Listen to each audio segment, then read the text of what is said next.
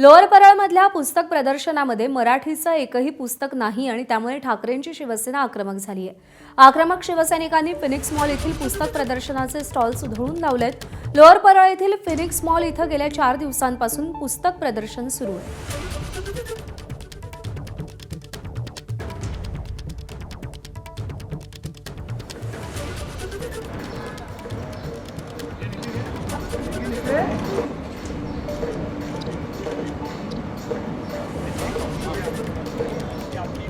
प्रदर्शनात एकही मराठी पुस्तक नसल्याने ठाकरेंची शिवसेना आक्रमक झाली आहे। फिनिक्स मॉलमध्ये हे पुस्तक प्रदर्शन गेल्या 4 दिवसांपासून सुरू आहे आणि एकही मराठी पुस्तक या स्टॉल्सवरती दिसत नाही आणि त्यामुळे ठाकरेंची शिवसेना आक्रमक होऊन ती पुस्तकांचे स्टॉल्स त्यांनी उधळून लावलेले आहेत।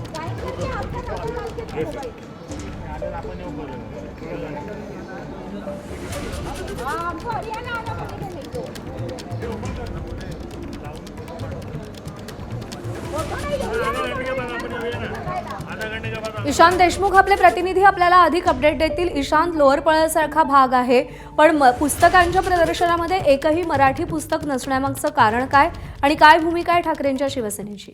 नाही, आपण पाहिलं असेल महिला दिनाच्या दिवशी पुस्तकाचं प्रदर्शन हे भरवण्यात आलं होतं, पण तिकडे मराठीची पुस्तकं नाही। आपण मुंबईमध्ये राहतो, महाराष्ट्रामध्ये राहतो, मराठी भाषा ही प्रत्येकाने बोलायला पाहिजे। त्याचसोबत मराठी साहित्य जे आहे ते देखील प्रत्येक दुकानामध्ये उपलब्ध राहायला पाहिजे। ही शिवसेना उद्धव ठाकरे गटाची असेल किंवा मनसे यांची भूमिका नेहमी असते। महानगरपालिकेच्या वेळेस देखील हा मुद्दा अत्यंत प्रखरपणे या दोन्हीही पक्षांकडून मांडण्यात आला होता, पण या पुस्तक प्रदर्शनाच्या वेळेस मराठी पुस्तक नसल्याने कुठेतरी शिवसैनिक हे आक्रमक झाले आणि त्यांनी तिकडे जाऊन आंदोलन केलं।